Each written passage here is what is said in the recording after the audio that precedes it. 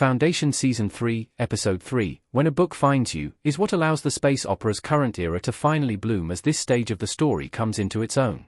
After a stellar Season 3 premiere and a follow-up that was largely responsible for laying more groundwork, it's comforting to know that When a Book Finds You promises an engaging run. The ending of Foundation Season 3, Episode 2, Shadows in the Math, came with a twist that centered around one of Foundation Season 3's new characters, and When a Book Finds You makes sure to focus on it. The revelation in question will drastically impact the Foundation timeline as the show continues to be one of the best sci-fi shows on Apple TV+. Foundation Season 3's current batch of Cleons continues to be the best yet. The active clone emperors are fascinating. The Cleons sharing a drink in Foundation.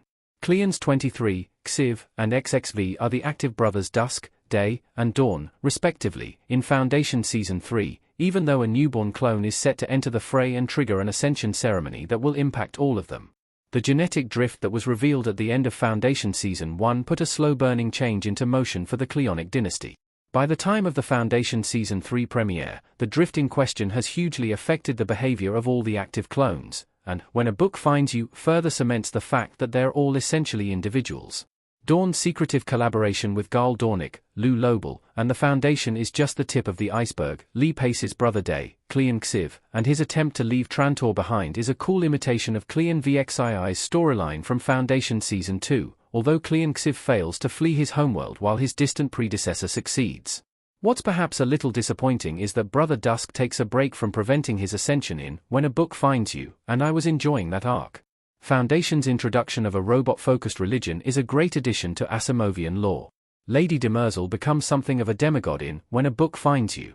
Foundation hasn't been afraid to rework the Isaac Asimov novels that serve as the source material for Apple TV+'s epic space opera. It has tweaked several components of the original books but also introduced many original elements for the adaptation. While Laura Byrne's Lady Demerzel being a robot is taken from Asimov series, she has undergone changes. The most obvious alteration is Demerzel's gender swap, as the character is male in the Foundation books. However, When a Book Finds You introduces an entirely new piece of canon to its Isaac Asimov story, a religious movement called the Inheritance. Demerzel's status as the last remaining robot in existence is something that Foundation has rarely addressed in its first 2 seasons, but Season 3 has already highlighted this storyline twice. Paired with the scene that shows Demerzel acknowledging her time in the Robot Wars, the Inheritance being revealed suggests Foundation Season 3 has more plans to focus on Demerzel's positronic nature. Certain returning stars, like those playing the Cleons, are technically embodying new characters, but they still feel familiar.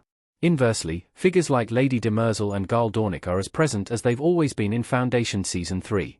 The Apple TV+ show doesn't forget about its new faces in When a Book Finds You, though. Newcomers like Toran Mallow, Cody Fern, have been gradually introduced into the current run and have received considerable screen time, allowing the audience to get to know them. My issue with that is that the newer characters aren't quite as interesting as Foundation's original cast. That said, I'm sure I'll feel differently once their stories start to become more fleshed out. In the meantime, When a Book Finds You does the best job yet of any Season 3 episode when it comes to splitting time suitably between established figures like Gul and lesser-known entities like Toran. I'm still not completely sold on the Mule as a great Foundation villain.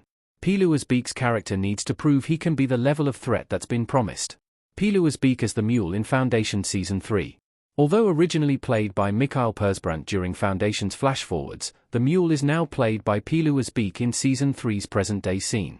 While I can't argue with the sheer power the Mule possesses, I can't help but feel like his big arrival has been underwhelming so far. Other than that violent cold open in the premiere, there is a lot of promise when it comes to the character's potential, and Asbeek's performance as the unhinged Mentalic has been great so far, but the Mule lacks substance beyond being intimidatingly quirky and having no real problem with violence. Hopefully, Foundation Season 3 goes on to justify the Mule's huge build-up.